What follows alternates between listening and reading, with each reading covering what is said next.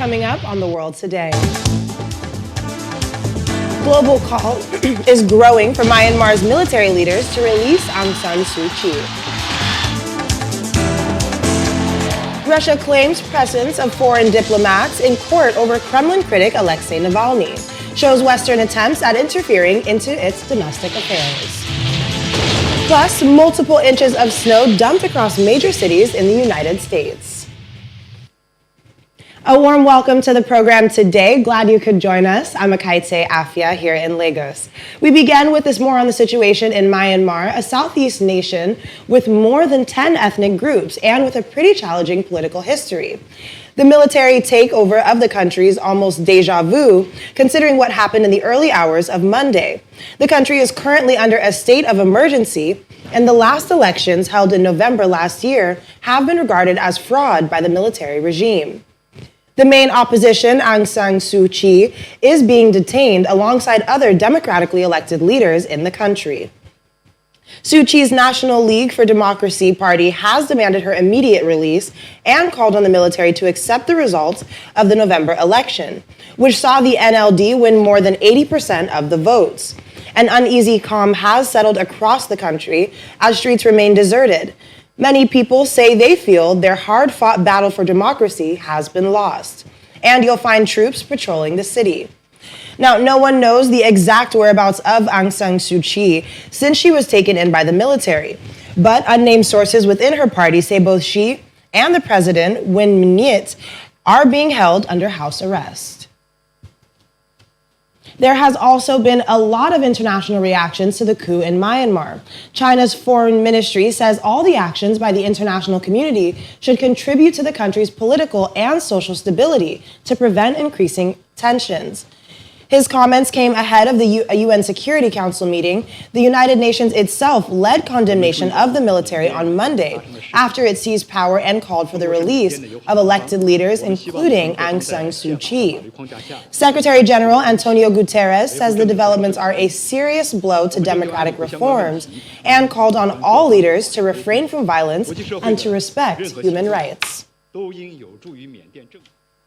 Also speaking about the situation is Japan's defense minister, Yasuhide Nakayama, who says the world's democracies would risk pushing Myanmar into the arms of China if their response to the coup closes channels for communication with the Southeast Asian country's powerful generals. During an interview earlier today, he said, quote, "If we do not approach this well, Myanmar could grow further away from politically free democratic nations and join the League of China." Japan, a major aid donor with long-standing close ties to Myanmar, responded by calling for the release of Suu Kyi and members of her civilian government and the restoration of democracy. Joining us now is former director of the Institute for Security Studies in Addis Ababa and a career diplomat, Ambassador Olusegun Akinsonia. He joins us from Lagos. Ambassador Akinsonia, thanks for joining us on the program today. Well, thank you very much for having me. Of course. So, Aung San Suu Kyi and her party have talked about the military takeover, taking the country back from democracy. How far back do you think this sets them? Well, thank you very much. There's no doubt that the recent development in Myanmar, in which the military seeks power, put the NLD leader, Aung San Suu Kyi, and democratic leaders in detention. This is setback to the democratic path that has been ongoing in Myanmar. You're aware that for many years, the military dictatorship has been very prominent in Myanmar, and the pro-democratic movements, which the Nobel laureate Aung San Suu Kyi is the leader. After the elections, the first elections in about 5 years ago, has an overwhelming majority with his party. and she remains a de facto leader in Myanmar. But in spite of that, we know that the Myanmar politics has been entrenched with brutal dictatorship. That the military leaders continue to have their hands in the system. They wrote the constitution. They were in charge of most of the key ministries. But in spite of that, the world over was disappointed that just last Monday, the arms of the clock was set back on Myanmar. And this has aroused worldwide international condemnation about how the democratic path that has been on in Myanmar has now been put back. Well, we have seen responses coming from many nations, and the UN has condemned the coup and also called for Suu Kyi's release. Is that as far as the UN's powers go? Well, the Security Council that has the responsibility for promoting international peace and security had met, and I think they met this morning. And they've condemned the coup, and they've requested that the path of democracy must be restored, to free the various democratic leaders that have been put in incarceration. The UN has its processes of condemnation, sanctions, and continue to maintain international pressure against the military regime in Myanmar. You recall that even our own chief of staff now, Professor Gambari, years back when he was in the United Nations, was dispatched by Secretary General Ban Ki-moon to go to Myanmar, and it's like at that time like a yeoman's job that he was able to broker peace. Not only met the military government, but also met Aung San Suu Kyi, and that was the beginning of what was acclaimed worldwide as Nigeria's role in ensuring that democracy is back on the spot. So back to your question of what the UN can do, I think they would continue to apply sanctions, the Security Council resolutions, the Human Rights Commission in Geneva, and many of the UN agencies would continue to mount pressures so that the signals that is being given by the military regime that they are going to be there for a year they will continue to maintain pressure on this so that at least they can quickly return Myanmar into the constitutional democratic process. And well, tell us what happens, and we have seen this before, but what happens if Suu Kyi is not released and she's kept under permanent house arrest? Well, we've seen this before. For many years, he was in incarceration, even though they said he's in his house, our house. And, one can imagine that the military will continue to exert their authority they have cut all their communications.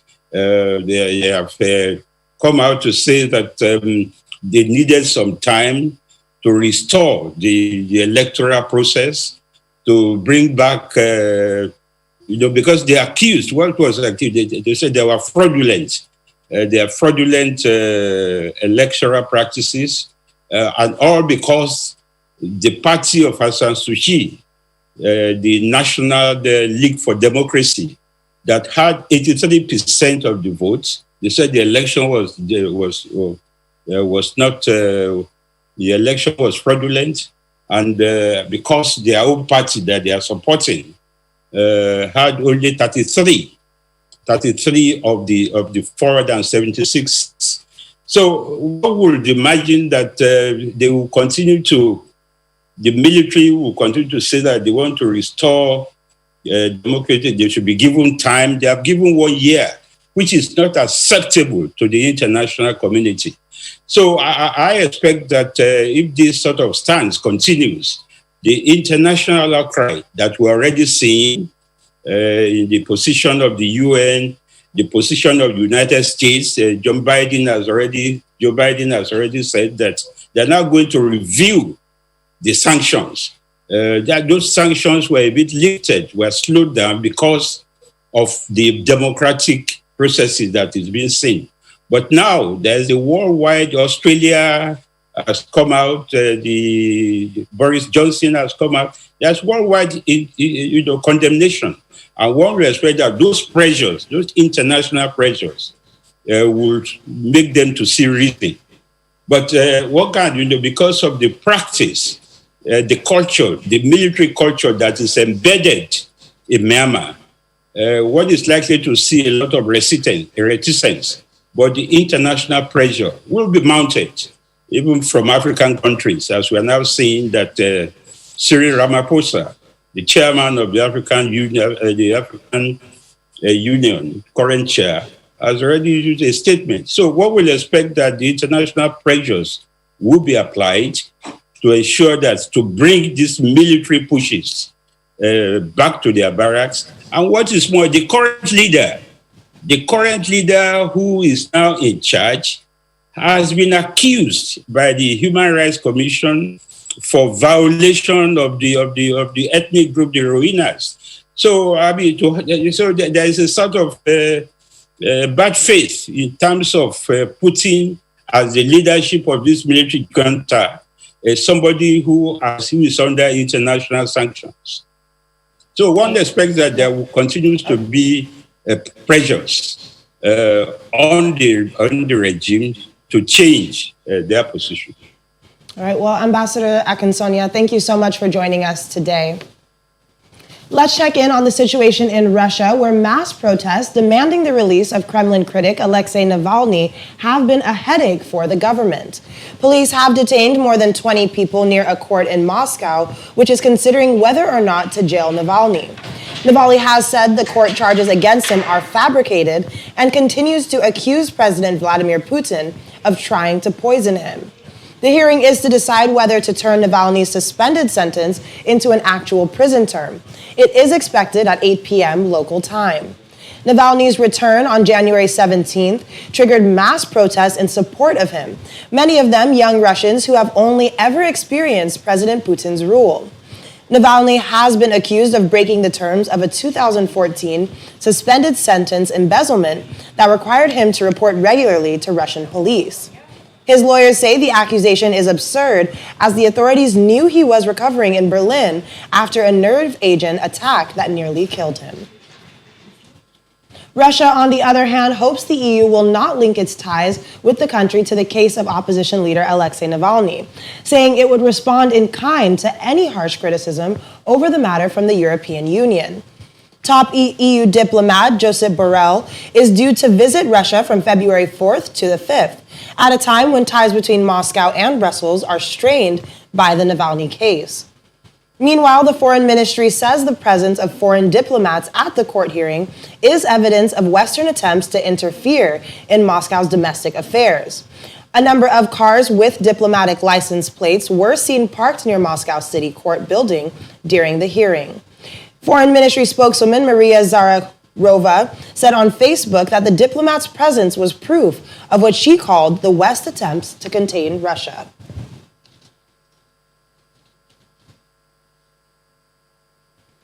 Well, after this short break, we will be speaking more to Charles Maynes, but still ahead on the program.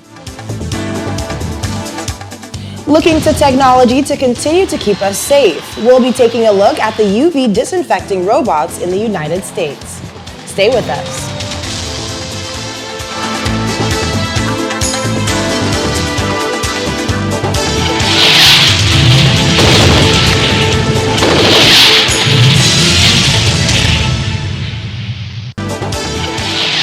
Thanks so much for staying with us. As we mentioned before the break, Police have detained more than 20 people near a court in Moscow, which is considering whether or not to jail Alexei Navalny. The VOA's Charles Main joins us now from Moscow to discuss this further. Charles, thanks for joining us. Good to be with you. So tell us, why does Russia feel threatened by the presence of diplomats in the court? Well, you have to understand that this Navalny case has become the latest in a series of sore points between the East and West, between Russia and the U.S. and, of course, European allies. So in this sense, the fact that you had U.S. diplomats along with European diplomats all coming en masse to the courtroom seemed to send a signal, at least according to the foreign ministry here, that they tried to influence events. So they called it psychological pressure on the judge. Now, they noted, in fact, you mentioned this foreign ministry spokeswoman, Maria Zakharova. She said that, in fact, it's fine for diplomats to attend hearings that concern their own citizens, say if an American citizen were being judged in Russia, but quite something else for them to try and attend hearings that involve, in this case, a Russian leading opposition figure.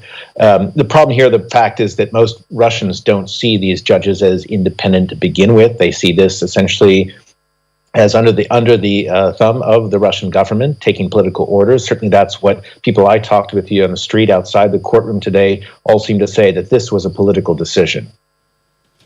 Well, more people have been detained again today. Over the weekend, we did see that the mass protests in major cities across the country, defying threats by security forces that they could be arrested.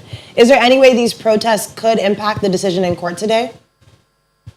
Well, that's been the Navalny team's strategy all along, that when Navalny returned, he knew he was likely to go to jail or certainly be held by the authorities, and they called for supporters to come out on the streets. We've seen tens of thousands in cities across Russia, which really show that Navalny does have a national reach, despite the authorities' attempts to kind of diminish his political significance here. Whether this outpouring of people on the streets is enough to influence what happens next is a question of debate. I think some people think that it can help influence the decisions that are made in the Kremlin in terms of how to deal with Navalny. The idea, frankly, is that if enough pressure, enough people are out on the streets, so that might make the Kremlin think that it might be more difficult and more difficult for them to keep Alexei Navalny in prison than out of prison, more of a headache for them. I'm not sure that that's been reached. I think there seems to be kind of a shift in the Kremlin's thinking at this point. If Navalny before would serve a month sentence and get out again, this time they're talking about a real jail term. We won't know still for another about half an hour or so. I think we'll find out soon. And the conventional wisdom here in Moscow, anyway, is that this time Alexei Navalny may very well have a prison term. All right. Well, Charles, thanks so much for joining us today and giving us some clarity on the situation there. Do stay safe. Thank you. Well, we are learning that Russia's Sputnik V COVID-19 vaccine gives more protection against the disease than thought, up to 95%. Controversy over the speed with which the vaccine was produced has raised concerns over it being rolled out before the final trial date had been released, have most recently turned to praise. So according to scientists now, a vaccine whirled in a similar way to the Oxford AstraZeneca vaccine developed in the UK and the Janssen vaccine developed in Belgium. More on this in the Global Update.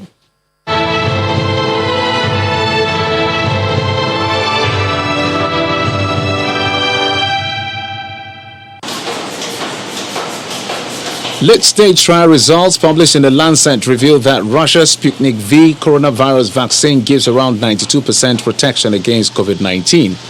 It has also been deemed to be safe and offer complete protection against hospitalization and death. The vaccine was initially met with some controversy after being rolled out before the final trial data had been released.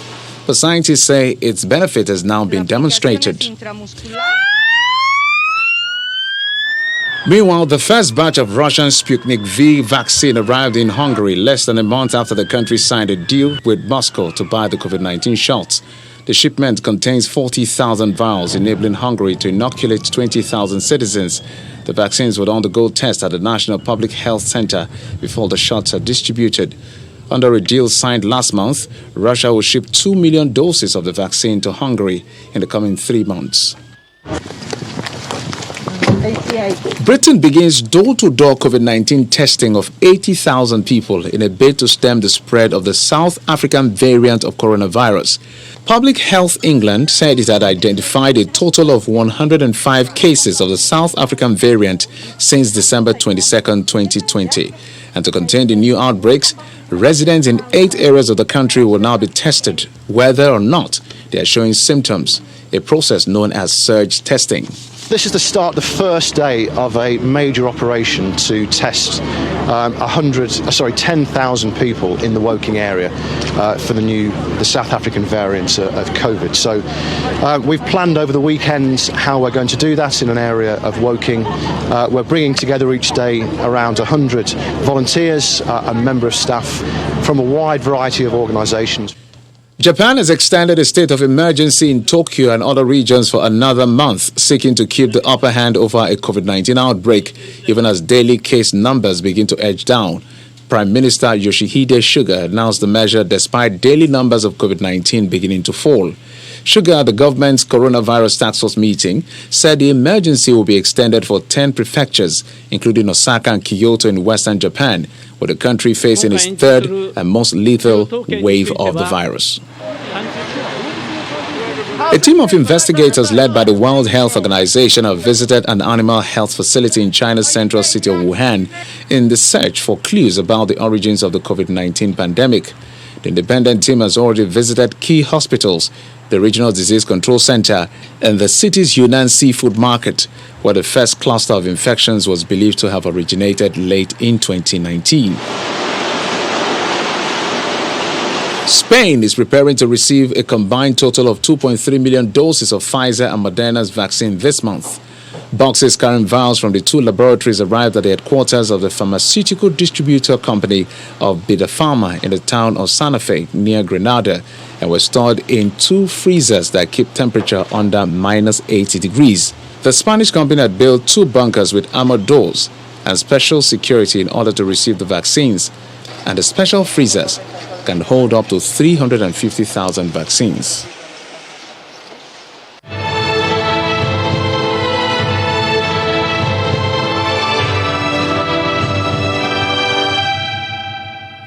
In the United States, a powerful winter storm has engulfed much of the Northeast as several inches of snow has fallen across the country's most densely populated region. High winds have swept coastal areas as well, causing widespread disruption in New York City and other major urban centers in the region.